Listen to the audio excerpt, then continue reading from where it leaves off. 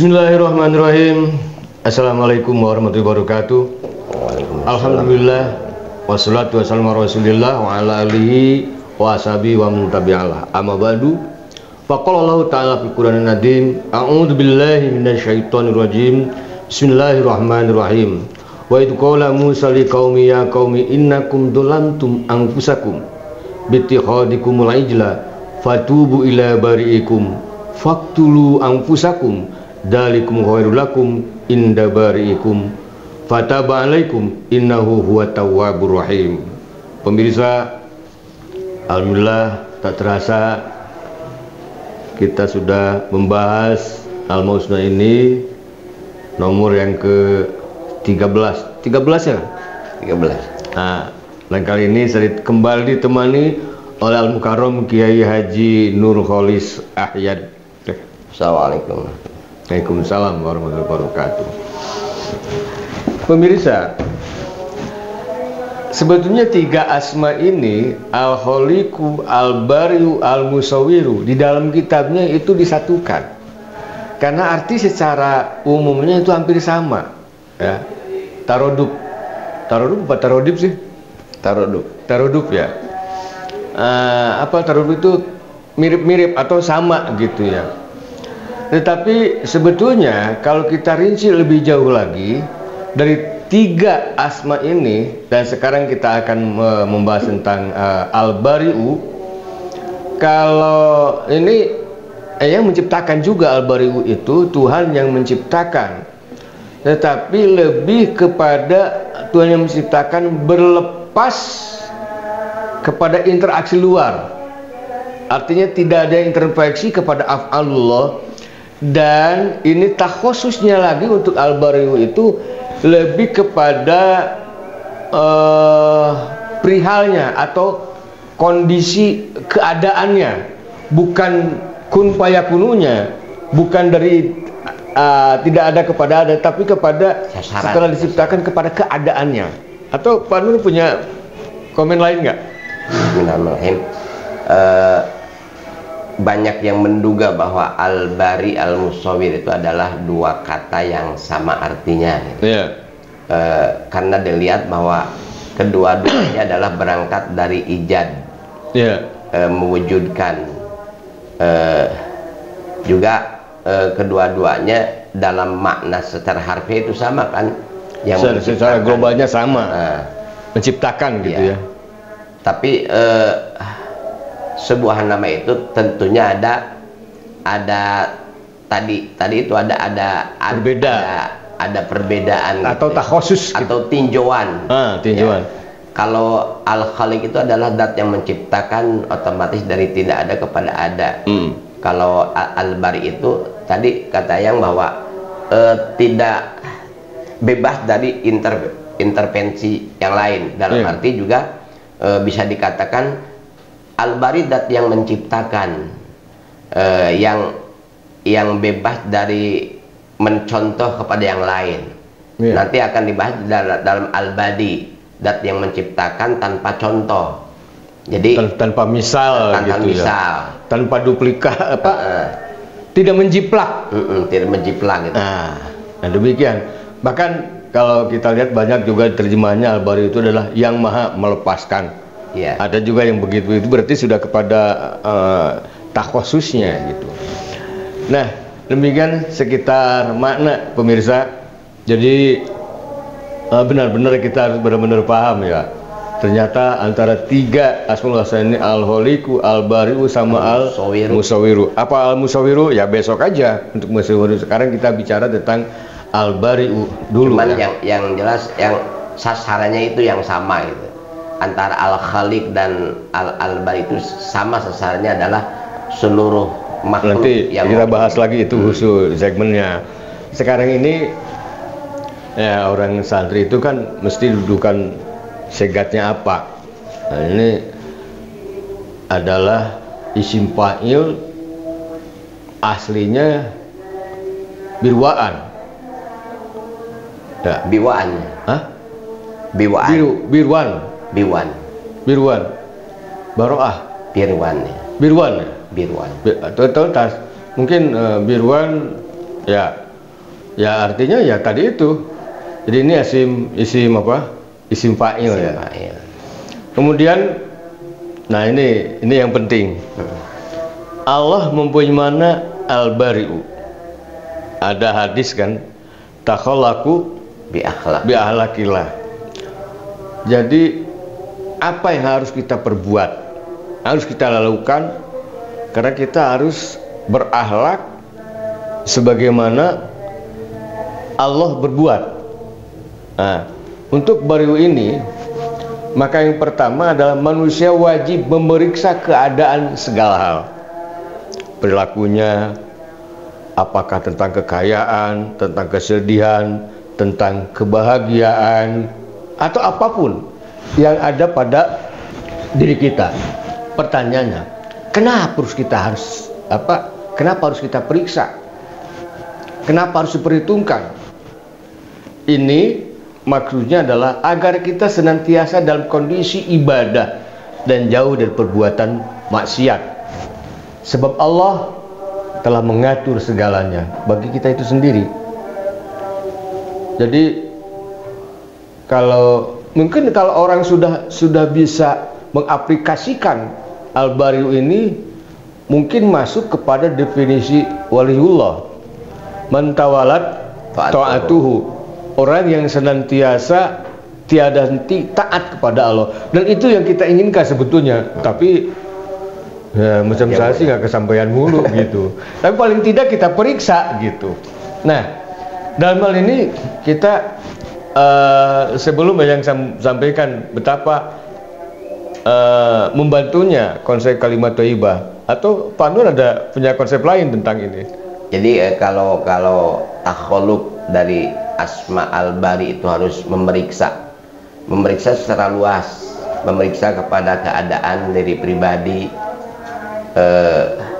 dikaitkan dengan ayat, bisa juga dikaitkan dengan ayat wa fi anfusikum afala tubsirun. Kalau kita melihat, mengoreksi kepada apa yang ada pada diri kita, ya, baik dohir kita atau apa yang terkandung di dalam jiwa kita, itu tidak lepas daripada al-bari itu sendiri. Ya. Termasuk setelah kepada pribadi, otomatis kita lihat ada di sekeliling kita semuanya periksa. Karena kita itu makhluk sosial ya. Satu sama lain saling memerlukan, take and give, saling memberi dan juga saling menerima. Kita nggak bisa egois. Bagaimana kita juga harus baca diri kita dengan perkawanan, dengan persahabatan, atau diri kita sendiri dengan istri, dengan keluarga, anak. Jangan hanya dalam artian keadaan pribadi saja, tapi pribadi ini pun keadaannya akan berinteraksi dengan yang lain, bahkan dengan alam sekalipun. Makanya tadi ada ayat apa tadi? Wa fi anfusikum afala tubsirun. Afala tubsirun, wa fi anfusikum afala tubsirun. Artinya pada diri kalian itu harus berpikir, menelaah, meneliti keadaan diri kita, supaya kita ini berada di alam nyata, gitu kan. Terkadang kita ini suka bingung, begitu lain, begini susah. Itu gara-gara nggak mikir. Artinya kita harus benar-benar berpikir. Ya, tadi kan ada makna daripada membebaskan. Jadi bisa jadi takhalluq juga kita.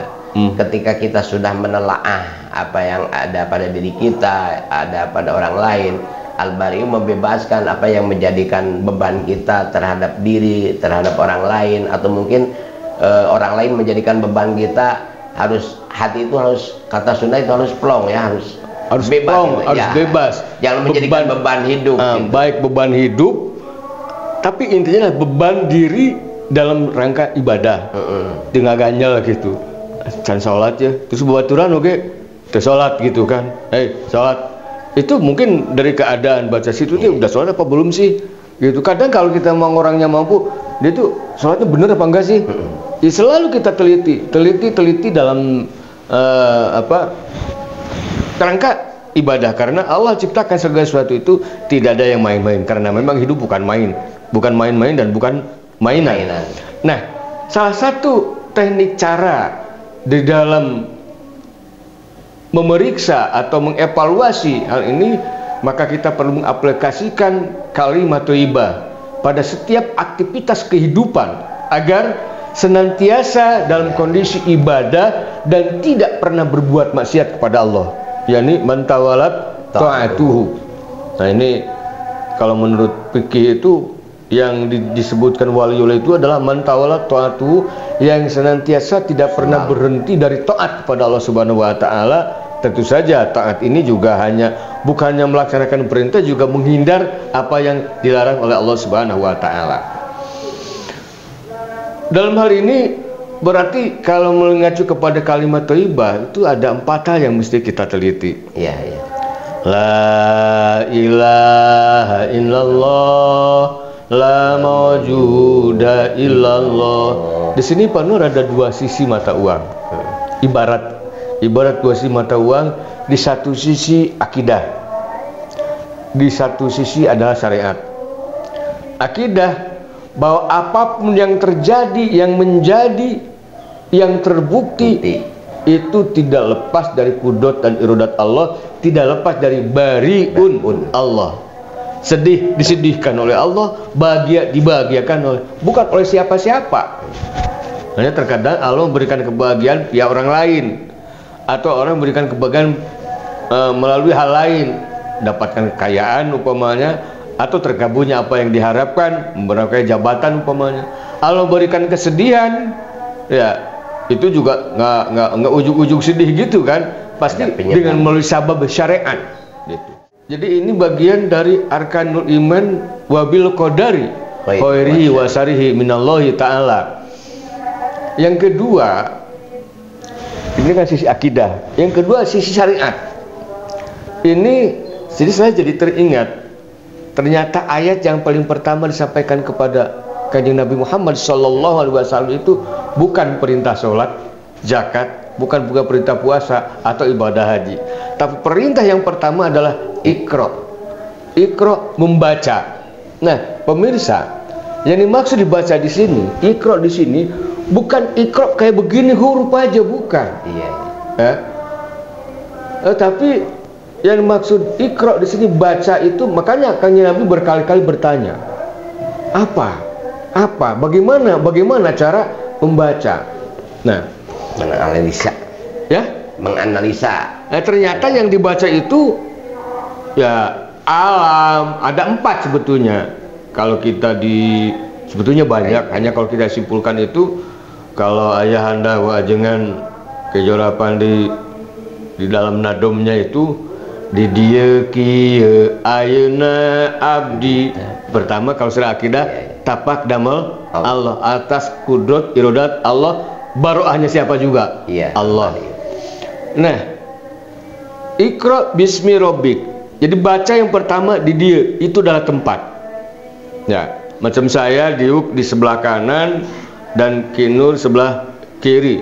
Saya selalu menghadap ke kamera karena kamera saya ada di sebelah kiri. Tapi Pak Nur ini sering lupa juga, saya sering melihat ke saya padahal kameranya ada di kanan. Nah itu tempatnya nggak pas gitu. Ini contoh Pak Nur. Tapi emang kita terkadang ngomong tanpa ke orang itu juga nggak kena. Nah, anggaplah kamera ini orang Pak Nur. Dan ini tempat, posisi.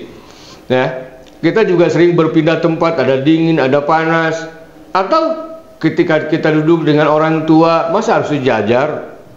Ya? Atau ada kursi khusus buat guru kita, itu kan tempat buat duduk. Kita jangan pernah atau mau duduk di kursi guru kita, karena apa? Itu tidak baik, ya, tidak sopan dalam aturan-aturan ini. Jadi posisi juga, kalau umpamanya matahari dari arah timur, ya pasti arah timur lah.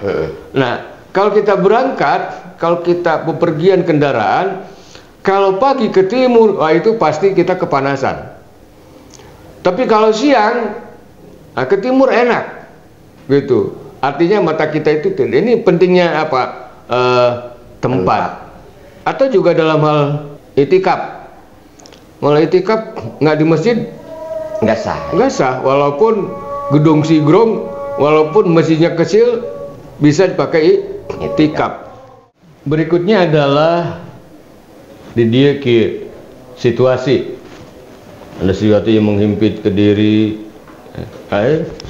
Kia itu adalah nasib dan pekerjaan, kegiatan Jadi kia itu adalah pekerjaan yang kita lakukan, nasib yang sedang kita alami, yang kita rasakan. Dimana pekerjaannya tidak lepas daripada taat dan maksiat, pekerjaan keseharian termasuk nasib yang menimpa kepada kita, itu kia namanya. Susah, bahagia gitu, banyak masalah, banyak persoalan, atau bahagia sekalipun. Itu dalam arti dalam keadaan seperti itu, nanti bagaimana kaitannya dengan Al-Bari itu, dengan Al-Bari, bahwa Allah lah yang menciptakan itu. Dalam arti menganalisa itu kan, menganalisa tadi wafi anfusikum itu, kata saya tadi, bukan hanya pribadi tapi seluruh yang ada pada diri kita semua. Ya, karena memang ibadah gitu kan ada ibadah mahdo, ada ibadah wir mahdo. Kalau ibadah mahdo kan sangat personal ya, pribadi, seperti sholat, puasa, zakat. Tapi juga kalau sholat ada juga wir mahdonya berjamaah gitu kan. Mahdo juga itu ya. Mahdo juga. Nah, jadi manusia ya tadi itu makhluk sosial ya. Ada juga di kondisi itu adalah ekosospol, ekonomi, sosial, politik.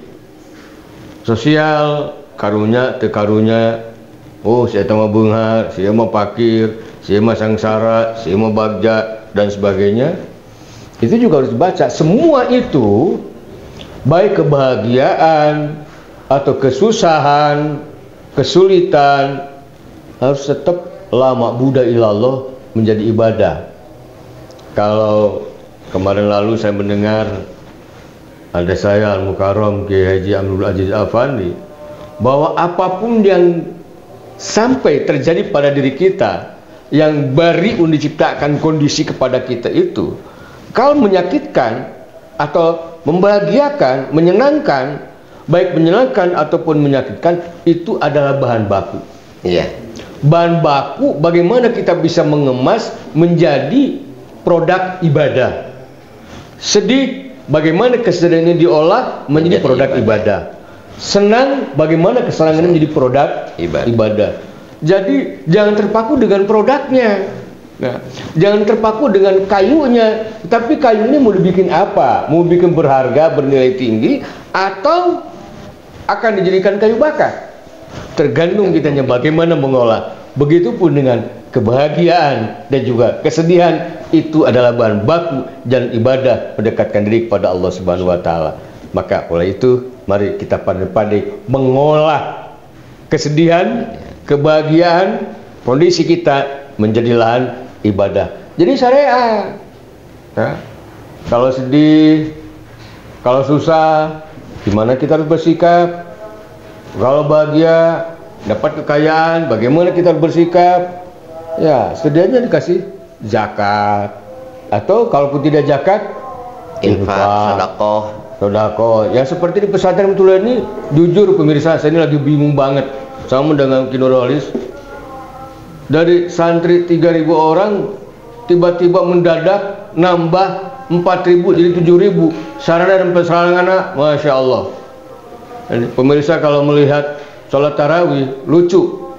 Masjidnya penuh, terjadi penuh sampai lantai 2, bahkan keluar, ya, itu masih penuh juga. Pas di pinggir rumah, di pinggir masjid, ada lagi yang tarawih. Sebelah kiri ada lagi yang tarawih. Jadi dalam satu kali sholat tarawih itu, belum lagi di luarnya, lebih dari 5 kelompok tarawih. Bukan yang tidak ingin bersama-sama, bukan yang tidak ingin satu, tempatnya nggak cukup. Begitupun, ya, masya Allah, kamar ukuran 8 kali 6 dihuni 40 orang. Ini sih bukan normal ya, abnormal. Diisi 50 orang paling tidak. Ya, bagaimana kalau para santri ini tidur di kamarnya? Bisa. Caranya gimana? Berdiri semua. Berdiri juga enggak kayaknya. Atau di ente peda. Tapi ya alhamdulillah bagi santri putra sih nggak masalah ya. Ada masjid, ada madrasah. Yang saya sedihkan adalah Putri. Santri putri. Loh kok jadi ke sana? Artinya ya Bariu ini menuntut pemirsa juga bantu kami dong. Terima kasih sebelumnya juga. Ya. Di dia tempat dia situasi ayeuna waktu. Iya. Nah, ibadah juga ada waktunya. Nah, sekarang ini saya bulan Ramadan ini sekali saya mau melaksanakan ibadah haji. Orang iso. Ibadah haji itu ada waktunya. Sebagaimana juga sholat maghrib, ya ada waktunya. Sebagaimana juga sholat isya ada waktunya. Jadi apa? Makanya Allah ini menggarisbawahi betapa pentingnya namanya waktu. Ada wasyamsi, demi matahari, wal qamar. Ini kan sumber waktu. Kalau Masehi dengan syams, kalau Wadduhaha. Hijrah dengan qamar. Terus walaili waduha. Terus Wal asri. wal asri, coba tuh banyak sekali. Ini betapa penting waktunya. Artinya jangan sia-siakan waktu. Mubadi tidak dipakai ibadah. Ini bariunnya itu. Allah yang menciptakan situasi kita pada saat itu, bagaimana kita mengolah menjadi lahan ibadah. Di dia kieu ayeuna kuring. Di sini interaksi. Mulai kuring lamun obat tuh dengan ada diri kita kalau tanpa orang lain. Satu sama lain orang itu saling memerlukan, ya, saling membutuhkan. Tuan membutuhkan saya, petani membutuhkan juga yang pemilik sawah, pedagang membutuhkan pembeli, pembeli juga membutuhkan pedagang. Makanya kalau dagang itu niatnya jangan cuma cari laba doang, juga harus punya niat membantu muslimin, orang yang membutuhkan akan sesuatu. Kan kalau ada di toko kita kan dekat dan bisa terpenuhi itu. Jadi, ini dagang itu ternyata semua harus diibadahkan kepada Allah Subhanahu wa taala. Pemirsa, banyak orang pintar dalam menganalisa, mengevaluasi. Tetapi ternyata oleh Allah Subhanahu wa taala di surat Al-Alaq ini tidak hanya sekedar ikra, tapi ikranya harus bismi rabbik. Atas nama Allah, bukannya atas nama ma atau atas nama mar'ah, ya kedudukan. Innama amalu binniyat lah. Bagaimana itu hadisnya? Innamal a'malu binniyat wa innamal likulli imri'in ma nawa. Lain manawian. Artinya apa tuh artinya itu, Coba? Ini baca yang paham juga. Artinya menjadi ibadah atau tidak jadi nilai atau tidak tergantung kita niat dalam setiap perbuatan itu. Tapi jangan juga diartikan bahwa semua pekerjaan itu karena baiknya niat menjadikan baik. Kalau memang analisa syara itu juga harus diperhatikan. Artinya bagaimana? Seperti orang membuka aurat, ya, kan bisa jadi dia itu membuat mereka penonton bahagia, tapi kan menyalahi syara gitu. Kalau menyalahi syara walaupun memang niatnya baik, tapi prakteknya itu menyalahi syara, ya tidak diperbolehkan juga. Di sini makanya bismi robik, ya. Tidak boleh bismil mal, bismil jah, bismil apa yang macam selain bismi robik. Dan uniknya di sini Pak Nur, kenapa nggak bismillah tapi bismi robik? Kan Allah juga awan itu bismillahirrahmanirrahim. Iqra bismi, kenapa tidak iqra bismillah tapi bismi robbi? Karena mana robu itu kan ada 3. Mana pertama khalqu, yang kedua milku, yang ketiga adalah rububiyah itu. Tarbiyah, mengolah, memimpin, mengurusi. Nah, jadi kalau 4 hal ini kita selamat, yakin mantawala ta'atu akan kita gapai. Jadi yang paling pertama sebagaimana Allah berikan kepada Kanjeng Rasulullah SAW adalah Iqra, baca. Maka pesan dari Al-Bari'u ini kita harus meneliti, menghitung, mengevaluasi tentang apa yang terjadi kepada diri kita, kondisinya, ya. Ini berarti di dia kieu babul kieu nanya, babul kieu na. Demikian bisa selanjutnya. Nah, ini interaksi ta'aluk, ya, sambungan antara ini kan sambungannya adalah kena atau sampai kepada semua makhluk selain Allah. Iya, alam semesta. Alam semesta, manusia, pokoknya di luar Allah. Kenapa tidak sampai ke Allah? Sebab kalau Allah menciptakan diri, berarti Allah diciptakan. Iya. Kalau Allah diciptakan berarti tidak ada kepada ada, ini menimbulkan daur dan tasalsul. Kalau Allah diciptakan oleh Allah, berarti ada Allah yang pertama nih. Karena dia menciptakan kan? Nah, Allah yang pertama ini siapa? Terus itu tasalsul atau daur akan terjadi. Jadi Allah tidak menciptakan diri sendiri. Nah, atau ada penjelasan lain, Pak Nur? Jadi al-bari'u ta'aluk atau sasaran kepada semua makhluk, artinya termasuk takhluk secara jiwa juga ya, bahwa setiap yang kita saksikan, yang kita dengar, yang kita rasakan itu semua adalah melewati al-bari'nya Allah, artinya diciptakan Allah.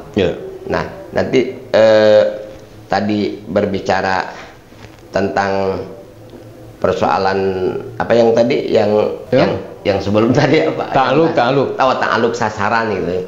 Ya, artinya ketika kita menyaksikan ta'aluk sasaran seluruh makhluk, maka disitulah kita taholuk juga. Jadi pandai-pandai taholuknya juga. Ada taholuk, ada ta'aluk gitu. Ya. Ini bedanya apa ya, coba. Kalau taholuk itu adalah apa yang kita perbuat untuk mengapresiasi gitu kan. Kalau Iya, kalau ta'aluk itu sasarannya apa? Kalau tadi kata yang bahwa tidak bisa al-bari itu sasarannya adalah Allah dan zat juga sifat-sifat Allah, tapi menjadikan sasaran al-bari itu adalah seluruh makhluk atau manusia Allah ataupun alam itu semesta. Iya. Nah, selain ta'aluk ada juga, nah ini kias atau tolok ukur. Bahwa al-bari ini kiasnya adalah setiap yang tersambung dengan asma al-bari tentu ada, tentu wujud, ya kan? Iya. Masa ada sedih tanpa orang yang sedihnya? Jadi sedihnya juga ada. Nah, dan tidak akan tersambung dengan asma al-bari'u yang apa? Tidak akan ada yang tersambung dengan asma al-bari'u yang tidak wujud. Nah, mama. Ya. Nggak ada bunga, naon itu kan nggak ada, namanya juga nggak ada. Dan tidak wujud tanpa terhubung. Yang wujud tidak bisa ada tanpa terhubung dengan asma al-baru. Kok jadi pabulit kia? Jadi kan sebelumnya al-khaliqu al-bari. Nah, itulah di antara salah satu perbedaan, artinya antara khaliq dan bari itu tidak tarodub. Bukan dua mana yang sama artinya, sasarannya. Kalau al-khaliq itu adalah dari tidak ada kepada ada. Sedangkan yang ada ini adalah al-bari. Ya, yang menciptakan yang ada gitu. Jadi al-bari itu berada pada posisi yang ada gitu. Jadi sasarannya al-maujudat. Artinya tadi seluruh yang maujud, yang nampak gitu. Baik secara zahir atau batin itu adalah Allah al-bari yang menciptakannya. Yang menggerakkannya. Jadi lebih analisa al-bari itu kepada yang sudah ada gitu. Yang sudah ada. Tidak ada itu masalah dari tidak ada yang kepada tidak ada. Itu bagian al-khaliq gitu kan. Artinya bagian langkah kedua setelah al-khaliq gitu. Ya, boleh dibilang seperti al-bari. Iya. Dan nah di sini yang terakhir ini, bukan terakhir, masih ada satu lagi nanti, tapi ini kan pasti ada ayat Qur'annya. Ini dalam surat Al-Baqarah ayat 54, pemirsa. Allah juga berfirman, wa in qala Musa liqaumi ya qaumi innakum dhalamtum anfusakum bittikhadikumul ijla fatubu ila bari'ikum.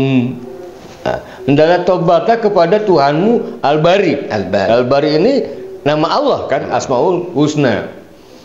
Nah, di sini faqtulu anfusakum dalikum khairul lakum inda barikum fataba alaikum innahu huwat tawwabur rahim. Al-Baqarah ayat 54. Jadi kita ini dimintakan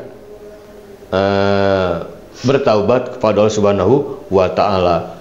Tapi di zaman Nabi Musa ya. Iya, zaman Nabi Musa. Ini zaman Nabi Musa sampai yang tobat itu harus bunuh diri. Bunuh diri. Enak ya. Ya enaknya udah selesai langsung surga gitu. Atau bagaimana ini? Sedikit tafsir ini tentang ini gimana Pak? Maka ada beberapa syariat yang memang berbeda dengan syariat Nabi Muhammad SAW, dengan syariat Nabi Musa diantaranya. Syariat Nabi Musa ketika berdosa, di sini kan dibicarakannya, kamu telah menzalimi diri sendiri dengan menyembah, gitu kan, menyembah selain Allah.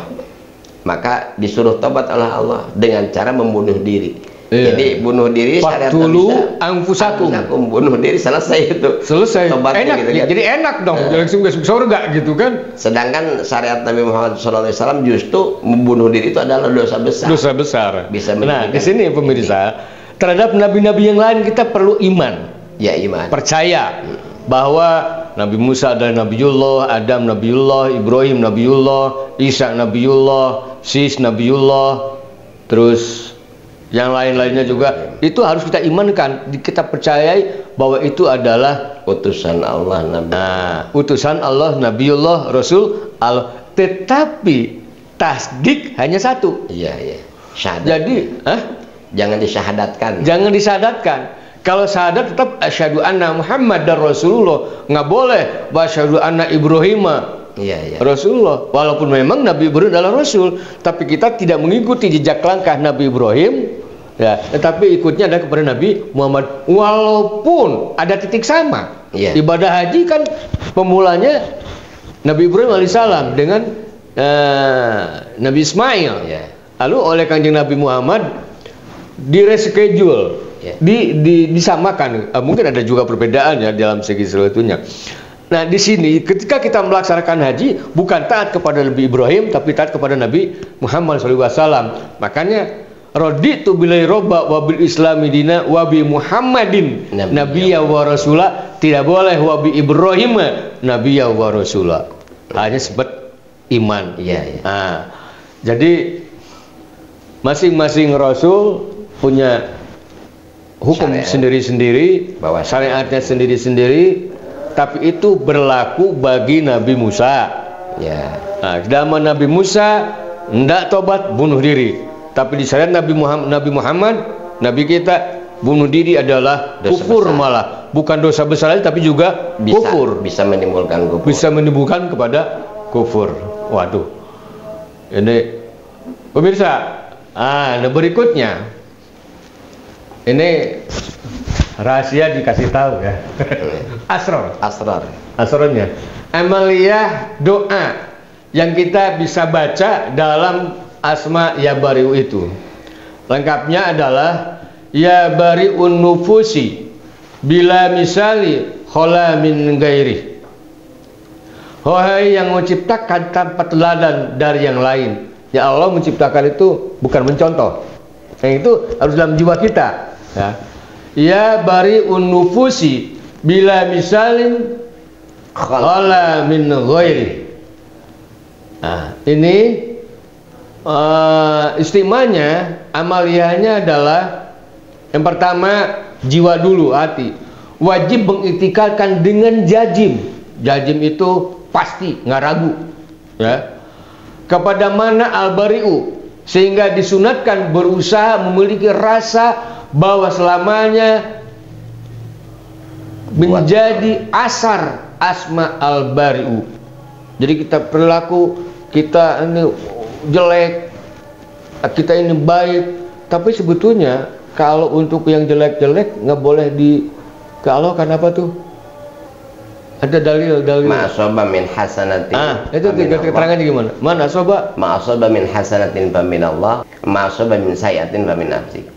Kebaikan ma'asoba min khairin fa min Allah, wa ma'asoba min sayatin fa min nafsi. Oke, uraiannya gimana tuh? Artinya apa saja yang menimpa kepada kita dari kebaikan itu bicarakan dari Allah, otomatis diartikan dari Allah, juga bicarakan itu semua dari Allah.